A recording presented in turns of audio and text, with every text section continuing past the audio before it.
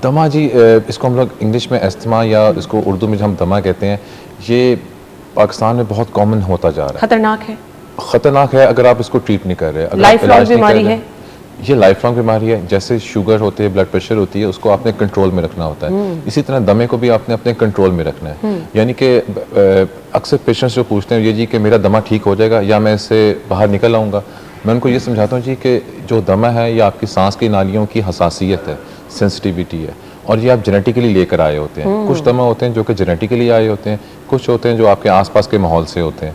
जैसे कि बदलता मौसम तंग करता है, मिट्टी, गर्दो गुबार, धुआं, तोते, कबूतर, परिंदे, पर्शियन कैट्स जो होती हैं, लंबे बालों वाली बिल्लियाँ, ये सब चीज़ें दमा के ट्रिगर्स होती हैं। ये प्रेजेंट करता है डिफरेंट एलर्जीज से, और अगर इसको कंट्रोल ना करें तो ये फिर दमे की सूरत इख्तियार कर जाता है। एग्जैक्टली, ये बेसिकली जो होती है, जो एलर्जी स्टार्ट होती है नाक से स्टार्ट होती हैं, फिर गले के अंदर जो होता है हल्का सा जिसको हम कहते हैं केरा गिरना शुरू होता है, और अल्टीमेटली ये फिर अस्थमा की तरह की शक्ल बना लेता है। डॉक्टर साहब, इसकी मुझे कुछ अलामात बता दें, क्योंकि अगर हमने स्टार्ट वाली अलामात को इग्नोर किया तो फिर आगे चल के तो बहुत मसला हो सकता है ना। सबसे कॉमन अलामत है जी, जिसमें मैं अपने पेशेंट से कहता हूँ या मैं सब जो भी जो लेक्चर्स वाला स्टूडेंट्स को भी देते हैं कि वो लोग जो कि बार बार गला साफ कर रहे हैं जो बार बार इस तरह का जो गला साफ करते हैं, या जिनको मुसलसल फ्लू पूरा साल कहते हैं जी हमें हर महीने फ्लू हो जाता है, हमें डस्ट बहुत तंग करती है, हम लोग डस्टिंग कर रहे होते हैं तो हमें तंग करते हैं, हम मौसम चेंज होता है जो हमें तंग करता है। तो इसमें आपने मुस्तनद पल्मोनोलॉजिस्ट को लाजमी चेक करवाएं, और आपके इसमें कुछ खास टेस्ट होते हैं। सिर्फ एक्सरे,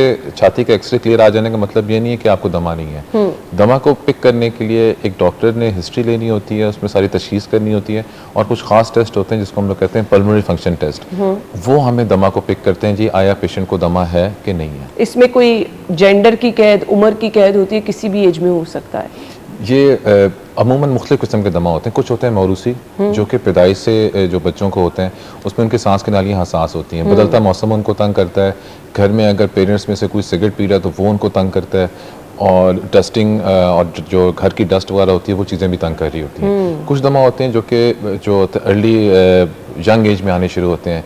जैसे कि कोई अगर बंदा था जो कि लाहौर से बाहर रहता था, साफ़ सुथरी इन्वायरमेंट में रहता था, वो यूनिवर्सिटी कॉलेज पढ़ने के लिए लाहौर में आए, यहाँ की इन्वायरमेंट, यहाँ का बदलता मौसम, यहाँ की पोल्यूशन की वजह से उसको ये चीज़ें ट्रिगर हो गई। तब वो पूछते हैं जी कि हमें तो कभी भी जो दमे की शिकायत नहीं थी। तो हम उनको ये बताते हैं कि आपको दमा ये नहीं होता जी कि आपको कभी ट्रिगर ही नहीं हुआ। दमा पूरी पूरी लाइफ रह सकता है, हो सकता है कोई चीज़ ट्रिगर ही ना की हो। जैसी कोई चीज़ आपको ट्रिगर, जैसे कि बदलता मौसम किसी ने अगर नहीं देखा, कोई कराची रह रहा है 12 महीने एक ही मौसम है, उसको पता ही नहीं होगा कि मुझे दमा है कि नहीं। जब तक वो बदलते मौसम में नहीं आएगा, एनवायरनमेंट चेंज उसको तंग करेगी। ठीक हो गया।